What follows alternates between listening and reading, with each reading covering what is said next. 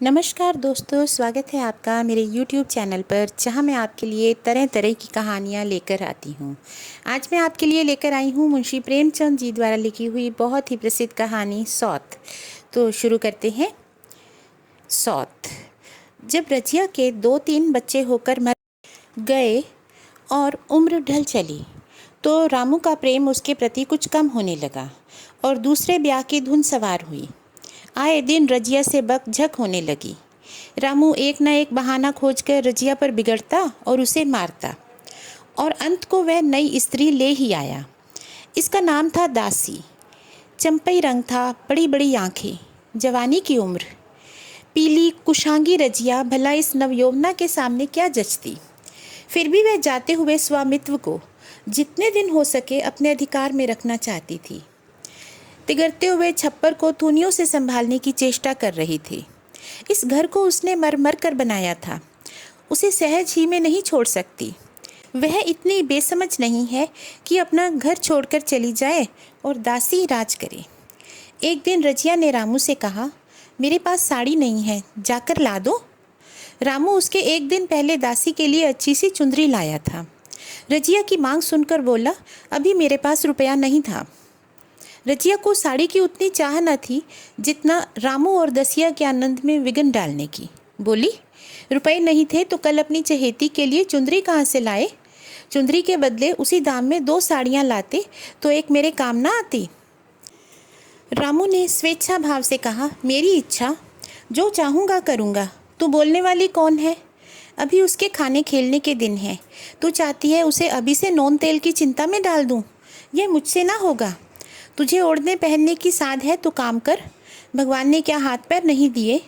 पहले तो घड़ी रात उठकर काम धंधे में लग जाती थी, अब इसकी डाह में पहर दिन तक पड़ी रहती है। तो रुपए क्या आकाश से गिरेंगे? मैं तेरे लिए अपनी जान थोड़ी ही दे दूंगा। रजिया ने कहा, तो क्या मैं उसकी लौंडी हूँ कि वह रानी की तरह पड़ी रहे और मैं घर का सारा काम करती रहूँ? इतने दिनों छाती फाड़ कर काम किया, उसका यह फल मिला, तो अब मेरी बला काम करने आती है। इस पर रामू बोला, मैं जैसे रखूँगा वैसे ही तुझे रहना पड़ेगा। तो रजिया ने भी जवाब दे दिया, मेरी इच्छा होगी रहूँगी, नहीं तो अलग हो जाऊँगी। रामू ने फिर कहा, जो तेरी इच्छा हो कर, मेरा गला छोड़। इस पर रजिया बोली, अच्छी बात है, आज से तेरा गला छोड़ती हूँ, समझ लूँगी विधवा हो गई। रामू दिल में इतना तो समझता था कि यह गृहस्थी रजिया की जोड़ी हुई है, चाहे उसके रूप में उसके लोचन विलास के लिए आकर्षण ना हो। संभव था कुछ देर के बाद वह जाकर रजिया को मना लेता, पर दासी भी कूटनीति में कुशल थी। उसने गर्म लोहे पर चोटें जमाना शुरू कर दी। बोली, आज देवी जी किस बात पर बिगड़ रही थी? रामू ने उदास मन से कहा, तेरी चुंदरी के पीछे रजिया महाभारत मचाए हुए है। अब कहती है अलग रहूँगी। मैंने भी कह दिया, जैसी तेरी इच्छा हो कर। दसिया ने आंखें मटका कर कहा, यह सब नखरे हैं कि आकर हाथ पांव जोड़ें, मनावन करें, और कुछ नहीं। तुम चुपचाप बैठे रहो, 2-4 दिन में अपने आप गर्मी उतर जाएगी। तुम कुछ बोलना नहीं, नहीं तो उसका मिजाज और आसमान पर चढ़ जाएगा। रामू ने गंभीर भाव से कहा, दासी तुम जानती हो वे कितनी घमंडिन है। वह मुँह से जो बात कहती है उसे करके छोड़ती है। रजिया को भी रामू से ऐसी कृतज्ञता की आशा न थी। वह जब पहले किसी सुंदर नहीं, इसलिए रामू को अब उससे प्रेम नहीं है। पुरुष चरित्र में यह कोई असाधारण बात न थी, लेकिन रामू उससे अलग रहेगा, इसका उसे विश्वास न आता था। यह घर उसी ने पैसा पैसा जोड़कर बनवाया, गृहस्थी भी उसी की जोड़ी हुई थी, अनाज का लेन देन उसी ने शुरू किया। इस घर में आकर उसने कौन कौन से कष्ट नहीं झेले। इसीलिए तो कि पौरुष थक जाने पर एक टुकड़ा चैन से खाएगी और पड़ी रहेगी, और आज वह इतनी निर्दयता से दूध की मक्खी की तरह उसको निकाल कर फेंक रहा है। रामू ने इतना भी न कहा, तू अलग नहीं रहने पाएगी, मैं या तो खुद मर जाऊंगा या तुझे मार डालूंगा, पर तुझे अलग न होने दूंगा। तुझसे मेरा ब्याह हुआ है, हंसी ठट्ठा नहीं है। तो जब रामू को उसकी परवाह नहीं है तो वह रामू को क्यों परवाह करे? क्या सभी स्त्रियों के पुरुष बैठे होते हैं? सभी के माँ बाप बेटे पोते होते हैं? आज उसके लड़के जीते होते तो मजाल थी यह नई स्त्री लाते और मेरी यह दुर्गति करते। इस निर्दयी को मेरे ऊपर इतनी भी दया नहीं आई। नारी हृदय की सारी परवशता इस अत्याचार से विद्रोह करने लगी। वही आग जो मोटी लकड़ी को स्पर्श भी नहीं कर सकती, फूस को जलाकर भस्म कर देती है। दूसरे दिन रजिया एक दूसरे गांव में चली गई। उसने अपने साथ कुछ न लिया। जो साड़ी उसकी देह पर थी वही उसकी संपत्ति थी। विधाता ने उसके बालकों को पहले ही छीन लिया था, आज घर भी छीन लिया। रामू उस समय दासी के साथ बैठा हुआ आमोद विनोद कर रहा था। रजिया को जाते देखकर शायद वह समझ न सका कि वह चली जा रही है। रजिया ने यही समझा, इसलिए चोरों की भांति वह जाना भी न चाहती थी। वह दासी को, उसके पति को और सारे गांव को दिखा देना चाहती थी कि वह इस घर से धेले की भी चीज़ नहीं ले जा रही है। गांव वालों की दृष्टि में रामू का अपमान करना ही अब उसका लक्ष्य था। उसके चुपचाप चले जाने से तो कुछ भी ना होगा। रामू उल्टा सबसे कहेगा, रजिया घर की सारी संपदा उठा ले गई। उसने रामू को पुकार कर कहा, संभालो अपना घर, मैं जाती हूँ। तुम्हारे घर की कोई भी चीज़ अपने साथ नहीं ले जाती। रामू एक क्षण के लिए कर्तव्य भ्रष्ट हो गया। क्या कहे उसकी समझ में नहीं आया। उसे आशा न थी वह यूँ जाएगी। उसने सोचा था जब वह घर ढोकर ले जाने लगेगी तब वह गांव वालों को दिखाकर उनकी सहानुभूति प्राप्त करेगा। अब क्या करे। दसिया बोली, जाकर गांव में ढिंढोरा पीटाओ, यहाँ किसी का डर नहीं है। तू अपने घर से लेके ही क्या आई थी जो कुछ लेकर जाएगी।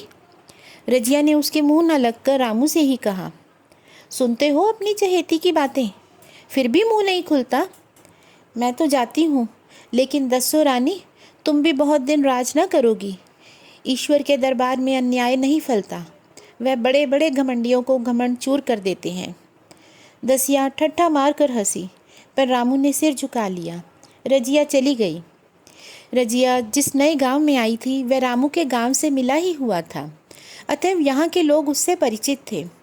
वह कैसी कुशल गृहिणी है, कैसी मेहनती है, कैसी बात की सच्ची है, यह यहाँ किसी से छिपा ना था। रजिया को मजूरी मिलने में कोई बाधा ना हुई। जो एक लेकर दो का काम करे उसे काम की क्या कमी।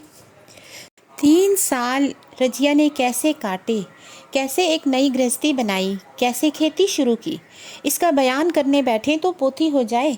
संचय के जितने मंत्र हैं, जितने साधन हैं, वे रजिया को खूब मालूम थे। फिर अब उसे लाग हो गई थी और लाग में आदमी की शक्ति का पारावार नहीं रहता। गांव वाले उसका परिश्रम देखकर दांतों तले उंगली दबाते थे। वह रामू को दिखा देना चाहती थी, मैं तुमसे अलग होकर भी आराम से रह सकती हूँ। अब वह पराधीन नारी नहीं है, अपनी कमाई खाती है। रजिया के पास बैलों की एक अच्छी जोड़ी है और रजिया उन्हें केवल खली भूसी देकर नहीं रह जाती, रोज़ 2-2 रोटियां भी खिलाती है, फिर उन्हें घंटों सहलाती।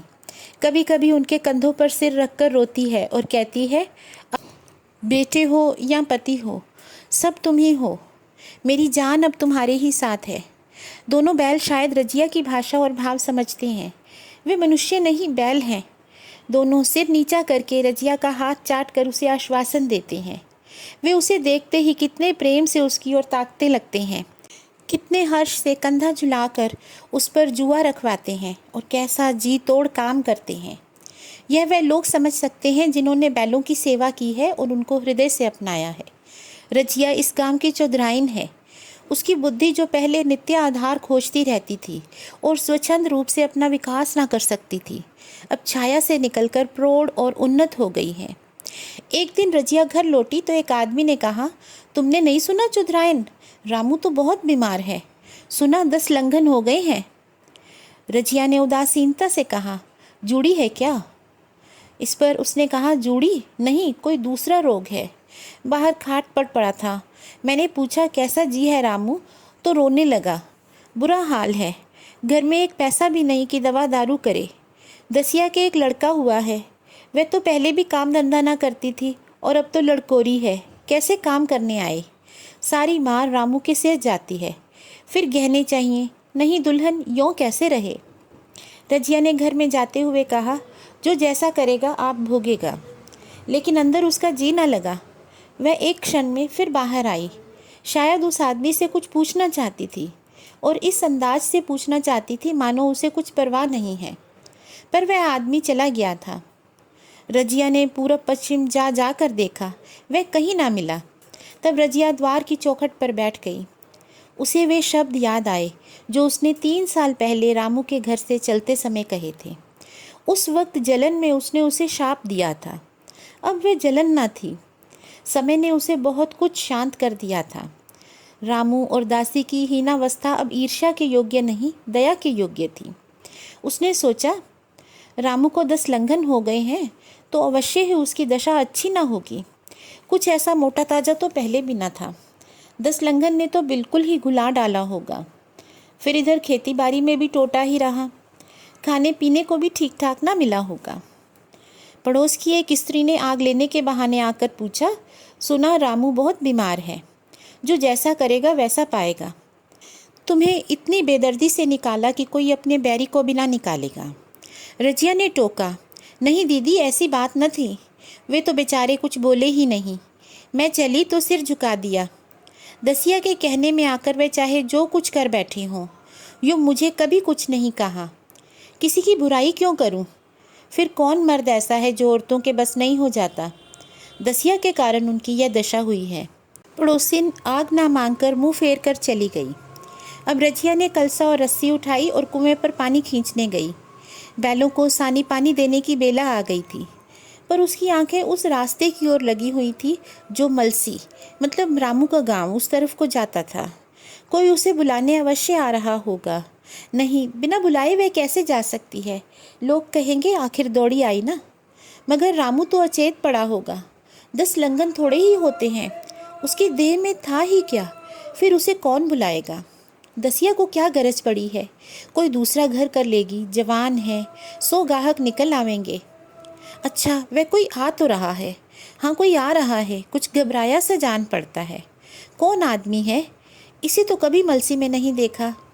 मगर इस वक्त से मलसी कभी गई भी तो नहीं। 2-4 नए आदमी आकर बसे होंगे। बटोही चुपचाप कुएं के पास से निकला। रजिया ने कलसा जगत पर रख दिया और उसके पास जाकर बोली, रामू महतो ने भेजा है तुम्हें? अच्छा तो चलो घर, मैं तुम्हारे साथ चलती हूँ। नहीं, मुझे अभी कुछ देर है। बैलों को सानी पानी देना है, दिया बत्ती करनी है। तुम्हें रुपए दे दूँ? जाकर दसिया को दे देना। कह देना कोई काम हो तो बुला भेजें। बटोही रामू को क्या जाने, किसी दूसरे गांव का रहने वाला था। पहले तो चकराया, फिर समझ गया। चुपके से रजिया के साथ चला गया और रुपए लेकर लंबा हुआ। चलते चलते रजिया ने पूछा, अब क्या हाल है उनका? बटोही ने अटकते हुए कहा, अब तो कुछ संभल रहे हैं। रजिया ने फिर से पूछा, दसिया बहुत रो धो तो नहीं रही? उसने कहा, रोती तो नहीं थी। फिर रजिया ने कहा, वह क्यों रोएगी, मालूम होगा पीछे से। बटोही चला गया और रजिया ने बैलों को सानी पानी किया, पर मन रामू की ओर ही लगा हुआ था। स्नेह स्मृतियाँ छोटी छोटी तारिकाओं की भांति मन में उदित होती चली जाती थी। एक बार जब वह बीमार पड़ी थी तो उसे वह बात याद आ गई। 10 साल हो गए। वह कैसे रात दिन उसके सिरहाने बैठा रहता था। खाना पीना तक भूल गया था। उसके मन में आया, क्यों न चलकर देख ही आवे, कोई क्या कहेगा। किसका मुँह है जो कुछ कहे। चोरी करने नहीं जा रही हूँ, उस आदमी के पास जा रही हूँ जिसके साथ 15-20 साल रही हूँ। दसिया नाक सिकोड़ेगी, पर मुझे उससे क्या मतलब। रजिया ने किवाड़ बंद किए, घर मजूर को सहेजा और रामू को देखने चली, कांपती झिझकती, क्षमा का दान लिए हुए। रामू को उधर थोड़े ही दिन में मालूम हो गया था कि उसके घर की आत्मा निकल गई और वह चाहे कितना जोर करे, कितना ही सिर खपाए, उसमें स्फूर्ति नहीं आती। दासी सुंदरी थी, शौकीन थी और फूहड़ थी। जब पहला नशा उतरा तो ठाएं ठाएं शुरू हो गई। खेती की उपज कम होने लगी और जो होती भी वह ऊटपटांग खर्च हो जाती थी। ऋण लेना पड़ता था। इसी चिंता और शोक में उसका स्वास्थ्य बिगड़ने लगा। शुरू में उसने कुछ परवाह न की, परवाह करके वह करता भी क्या। घर में पैसे ना थे। अताइयों की चिकित्सा ने बीमारी की जड़ और मजबूत कर दी और आज 10-12 दिन से उसका दाना पानी छूट गया था। मौत के इंतज़ार में खाट पर पड़ा करा रहा था और अब वह दशा हो गई थी कि जब हम भविष्य से निश्चिंत होकर अतीत में विश्राम करते हैं, जैसे कोई गाड़ी आगे का रास्ता बंद पाकर पीछे लौटे। रजिया को याद करके बार बार रोता और दासी को कोसता, तेरे ही कारण मैंने उसे घर से निकाला। वह क्या गई, लक्ष्मी चली गई। मैं जानता हूँ अब भी बुलाऊं तो दौड़ी आएगी, लेकिन बुलाऊं किस मुंह से? एक बार वह आ जाती, उससे अपने अपराध क्षमा करा लेता, फिर मैं खुशी से मरता। और लालसा नहीं है। सहसा रजिया ने आकर उसके माथे पर हाथ रखते हुए पूछा, कैसा जी है तुम्हारा? मुझे तो आज हाल मिला। रामू ने सजल नेत्रों से उसे देखा, पर कुछ कह न सका। दोनों हाथ जोड़कर उसे प्रणाम किया, पर हाथ जुड़े ही रह गए और आंख उलट गई। लाश घर में पड़ी थी। रजिया रोती थी। दसिया चिंतित थी। घर में रुपए का नाम नहीं। लकड़ी तो चाहिए ही, उठाने वाले भी जनपान करेंगे ही। कफन के बगैर लाश उठेगी कैसे? 10 से कम का खर्च ना था।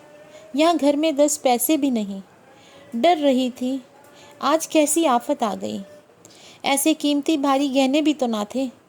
किसान की बिसात ही क्या, 2-3 नग बेचने से शायद 10 मिल जाएंगे, मगर अब हो ही क्या सकता था। उसने चौधरी के लड़के को बुलाकर कहा, देवर जी, यह बेड़ा कैसे पार लागे? गांव में कोई धेले का विश्वास करने वाला नहीं। मेरे गहने हैं, चौधरी से कहो इन्हें गिरवी रखकर आज का काम चलाएं, फिर भगवान मालिक हैं। इस पर उसने कहा, रजिया से क्यों नहीं मांग लेती? सहसा रजिया आंखें पोंछती हुई आ निकली, कान में भलंग पड़ी। पूछा, क्या है जोखू, क्या सलाह कर रहे हो? अब मिट्टी उठाओगे कि सलाह की बेला है? तो उसने कहा, हाँ, उसी का इंतज़ाम कर रहा हूँ।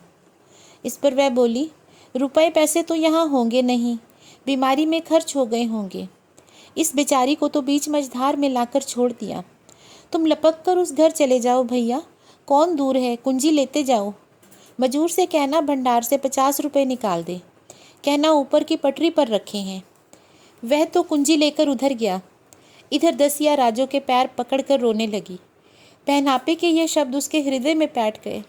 उसने देखा रजिया में कितनी दया, कितनी क्षमा है। रजिया ने उसे छाती से लगाकर कहा, क्यों रोती है बहन? वह चला गया, मैं तो हूँ। किसी बात की चिंता न कर। इसी घर में हम और तुम दोनों उसके नाम पर बैठेंगी। मैं वहाँ भी देखूंगी, यहाँ भी देखूंगी। दाप भर की बात ही क्या। कोई तुमसे गहने पाते मांगे तो मत देना। दसिया का जी होता था कि सिर पटक कर मर जाए। इसे उसने कितना जलाया, कितना रुलाया और घर से निकाल कर छोड़ा। रजिया ने पूछा, जिस जिसके रुपए हों सूरत करके मुझे बता देना, मैं झगड़ा नहीं रखना चाहती। बच्चा दुबला क्यों हो रहा है? दसिया बोली, मेरे दूध होता ही नहीं। गाय जो तुम छोड़ गई थी वह मर गई, दूध नहीं मिल पाता। इस पर रजिया ने कहा, राम राम, बेचारा मुरझा गया है। मैं कल ही गाय लाऊंगी, सभी गृहस्थी उठा लाऊंगी, वहाँ रखा क्या है। लाश उठी। रजिया उसके साथ गई। दाह कर्म किया, भोज हुआ। कोई 200 रुपये खर्च हो गए, किसी से मांगने न पड़े। दसिया के जौहर भी इस त्याग की आंच में निकल आए। विलासिनी सेवा की मूर्ति बन गई। आज रामू को मरे हुए 7 साल हुए हैं। रजिया घर संभाले हुए हैं। दसिया को वे सोत नहीं, बेटी समझती है। पहले उसे पहनाकर तब आप पहनती है, उसे खिलाकर आप खाती हैं। जोखू पढ़ने जाता है। उसकी सगाई की बातचीत पक्की हो गई। इस जाति में बचपन में ही ब्याह हो जाता है। दसिया ने कहा, बहन गहने बनवाकर क्या करोगी?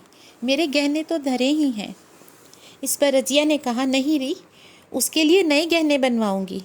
अभी तो मेरा हाथ चलता है, जब थक जाऊं तो जो चाहे करना। तेरे भी अभी पहनने ओढ़ने के दिन हैं, तू अपने गहने रहने दे।